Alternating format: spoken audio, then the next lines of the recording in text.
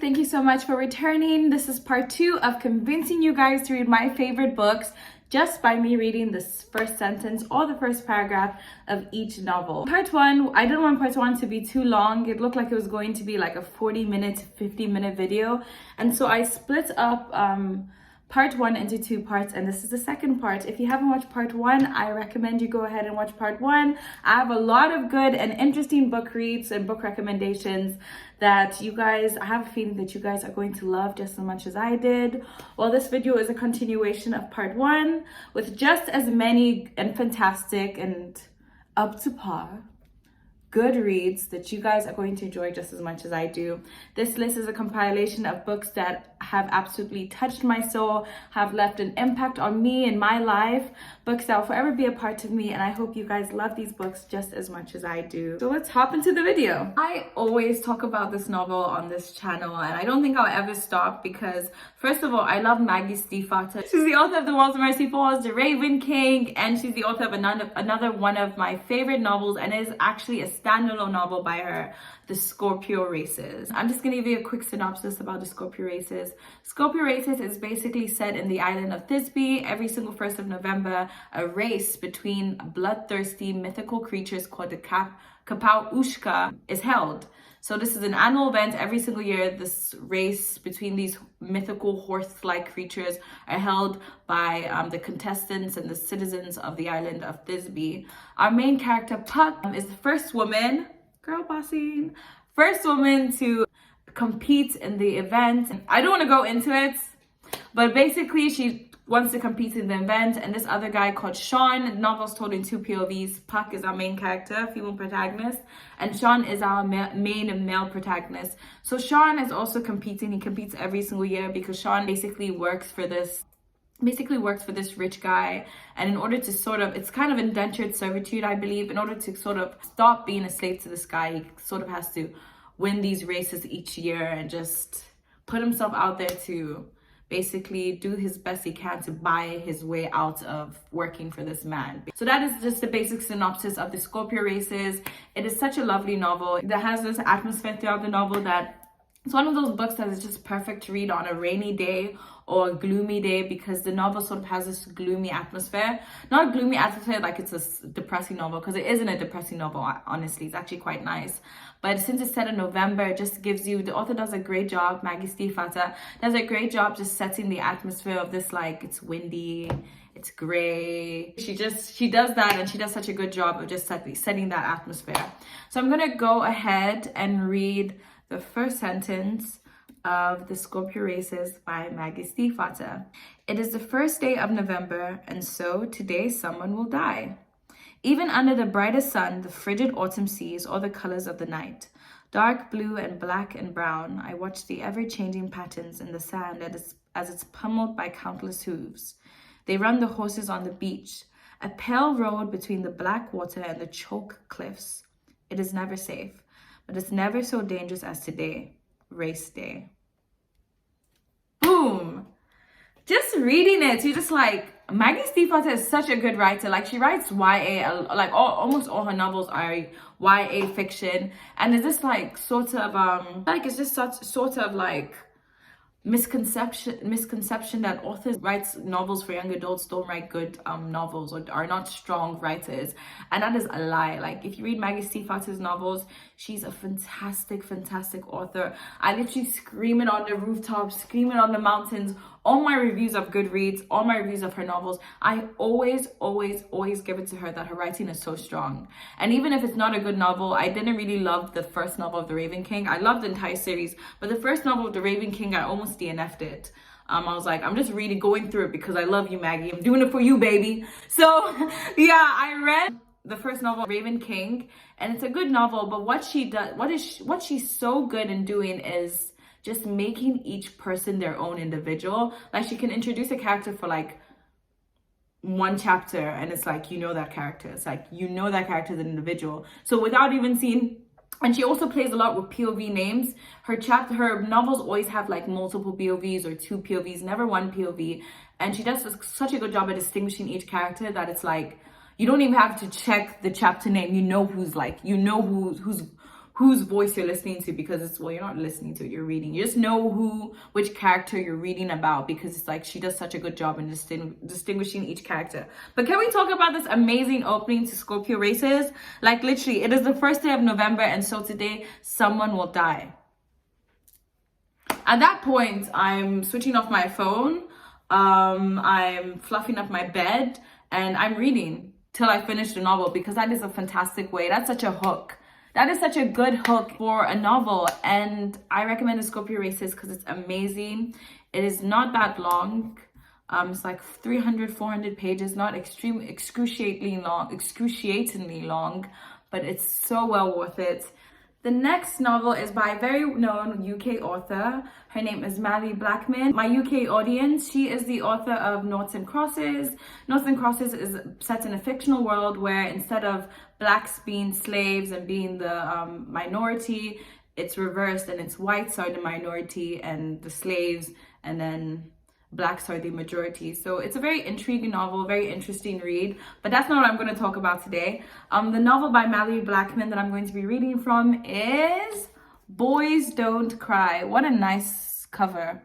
What a nice cover. So just by the cover, you already kind of have an idea-ish. Okay, boys, jeans, you see a baby bottle, you see, what do they call these? Like a baby's pacifier. So, Boys Don't Cry by Mally Blackman. I'm just going to give you a short synopsis. Basically, the novel is told in two POVs, two perspectives. Our main character being Dante and Adam.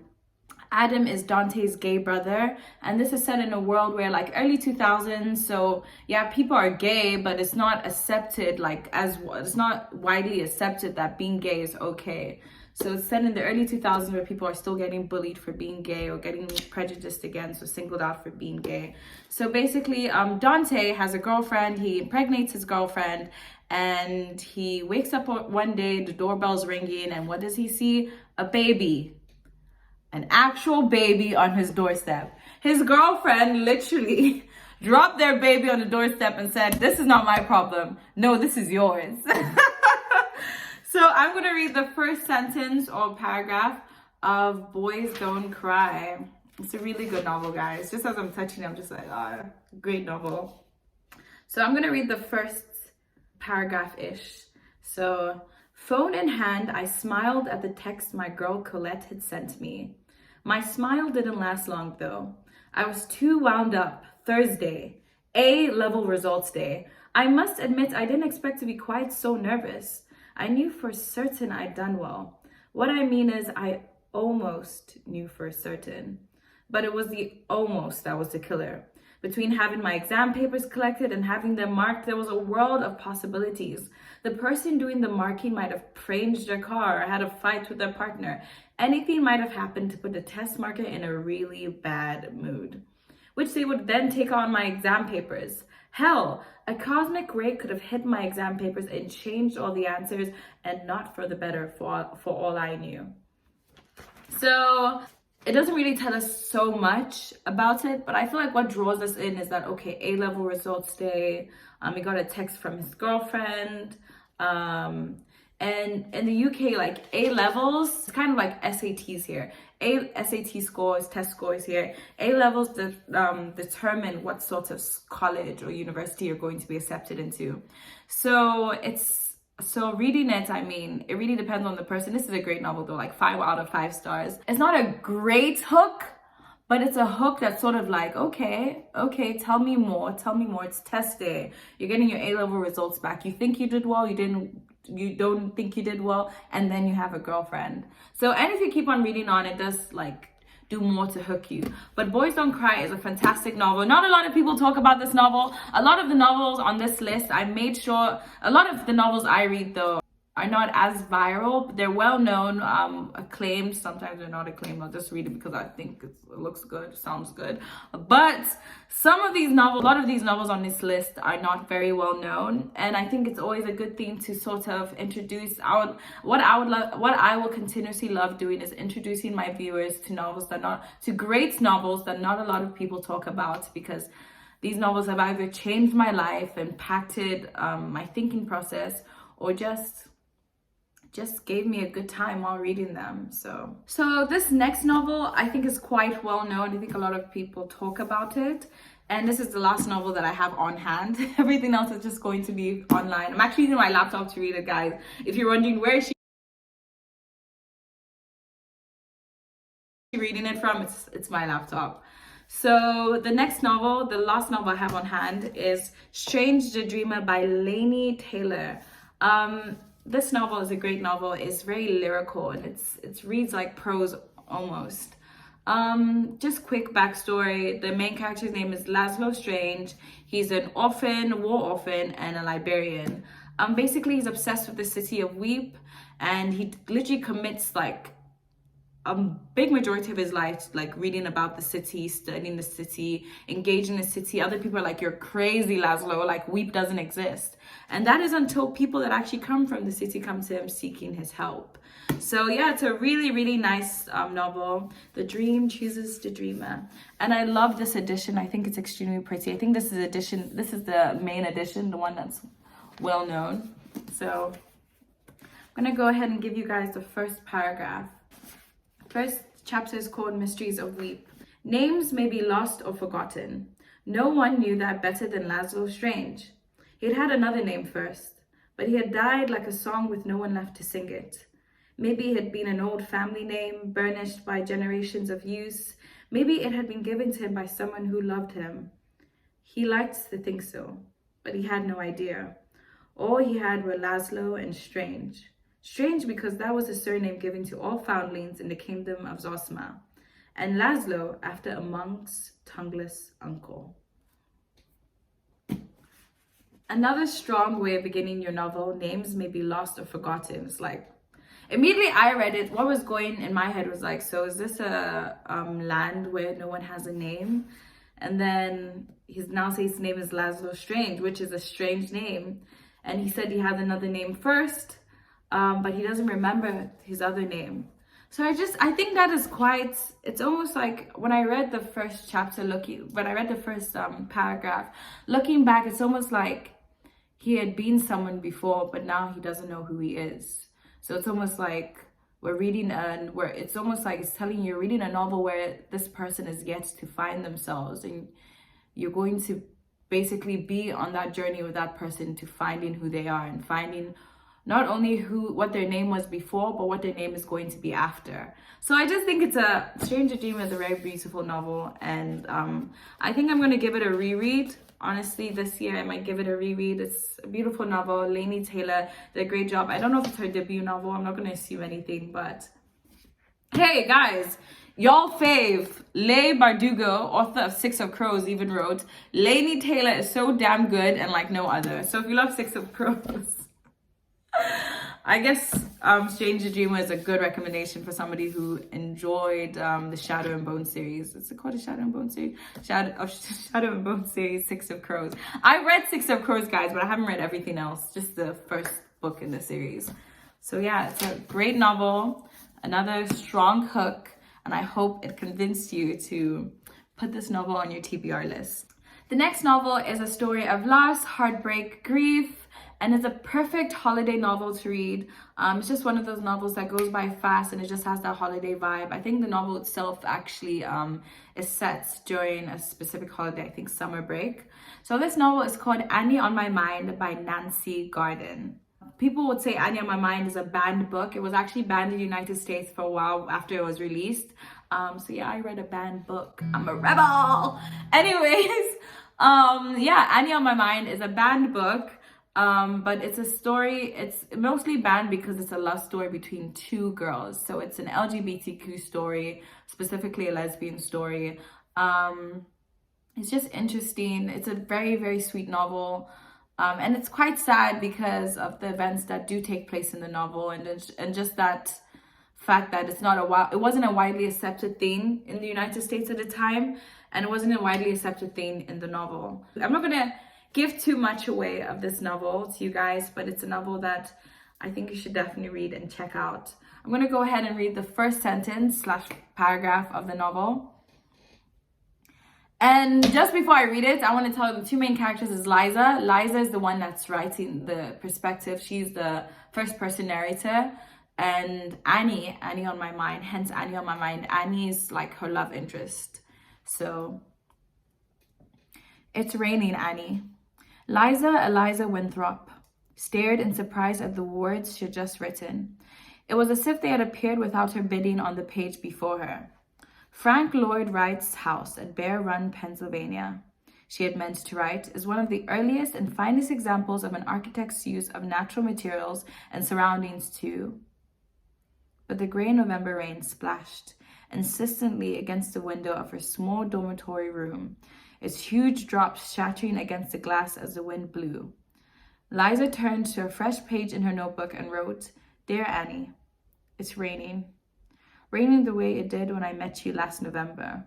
Drops so big they run together in ribbons, remember? Annie, are you all right?" Tell me that after reading that, you're not going to go ahead and just pick up the novel like right now, because I feel like continuing and reading it again. Like literally, she starts with "It's raining, Annie," and you can tell like she's not with Annie, and you can tell she's supposed to be doing something else. So it's just such a great way to begin, because you're just like, what happened between these two people? Why isn't Annie here? Why is she distracted by her? What went down? So it's just a beautiful novel. And when I first read it, I read it pretty young. And this is, I think, one of my first lesbian novel. I've read like novels with, gays, but this was my first lesbian novel. And I was like, wow, Nancy Garden did such a good job at writing this novel and just making you feel the love Annie and Eliza once had for each other so deeply. Like, I feel like authors, when they write about things that the world hates or the world despises or the world spits on, and they're able to write in a way that makes you as the individual that had these preconceived ideas look at those ideas and say, why am I thinking like this? That's when you know that author is talented and gifted and is doing an amazing job. So Annie on My Mind is one of those banned books that, even if it's banned, and it's literally so hard to find on the internet, honestly, like the PDF or something like that. Even though it's banned, it is still a fantastic novel. I recommend you should go ahead and check out. You will not regret it. Green Angel by Alice Hoffman is one of those novels you read and you're haunted by it. Not necessarily haunted, like the novel's gonna like haunt you like a ghost. No, like haunted by it. That's like, it's so gripping and just things that take place in that novel just leaves you, like it sits with you years after. Anytime I look at this novel, it makes me think. Like anytime. There's not a time I look at this novel and I'm like, oh my God, it's Green Angel by Alice Hoffman. No, anytime I look at this novel, it's like I feel depressed. Not in a bad way though, just depressed as in like, wow. Like literally, I look at the front cover and it's like, I feel depression. Like literally, that novel it's so sad. It's so sad, but it has so much hope within the sadness. And that to me is what makes it worth reading. And also beautiful writing by Alice Hoffman. It's a beautifully written novel. Enough about praising it. I'm just going to go ahead and tell you guys a quick synopsis. So this novel follows the story of 15-year-old Green. 15-year-old Green is basically left on her own after her family dies in a house fire. Like literally, her family, they were all in the house and the rest of her family dies and she's the only survivor. And this novel is basically 15-year-old Green's ability to not only emotionally heal, but physically heal, because obviously scarring by the fire, she completely transforms herself with ink. Well, the novel describes other things she does to transform herself physically, to just not be that same person she once was before. Green was a gardener and she had her own garden. And the only thing left behind by the fire is obviously ashes and a destroyed garden and a distraught Green. So it's basically a story of learning to love yourself again, learning to love life again, learning to love the earth again, and learning to understand that everything will one day return to ashes or will one day return to the earth. So it's quite a beautiful novel. I mean, I wouldn't go ahead and be like, if you're struggling with mental health, don't read this novel because it'll make it worse. I'm not going to say that. I'm just going to let you decide. Like, it is quite sad in the beginning, but it doesn't end on sad terms. It ends hopeful. It ends with a revolution. I'm not going to go ahead and like spoil it for you guys, but it is a hopefully sad novel. It's a hopefully sad novel. But yeah, if you do think like how I'm recounting to you is too depressing for you to handle, then that's fine. You can push it off for a few more years, and when you're feeling better, or a few more months, then you can go ahead and pick it up. But it's a beautiful novel. It is beautiful storytelling, and anytime I see this cover, Green Angel, I think of how it made me feel the first time I read it, and how haunted it made me feel, and how I could not put it down. And I could not, literally, the way that novel made me feel, even when I speak about it, I feel that way. I feel the way it first made me feel. And that was years back, like when I was like 11. So for the novel to still make me feel that way, and I only read it like once, that says a lot. Well, that marks the end of this video. Thank you guys so much for watching this video and taking your time out to watch it till the end. If you guys like what you see, go ahead and click the subscribe button, like this video, and comment. I wanted to hear if you guys have read any of the books on this list or are planning to read any of the books on this list. If you have read the books on this list, I am excited to know your thoughts, your opinions, what you think of this book. Just go ahead and leave me a message on Instagram, or just leave a message in comments. I reply to all comments so we can discuss, and just, you know, so I can pick your brain and you can pick mine. So yeah, thank you guys so much for watching this video, and I will see you guys in the next video. Bye now.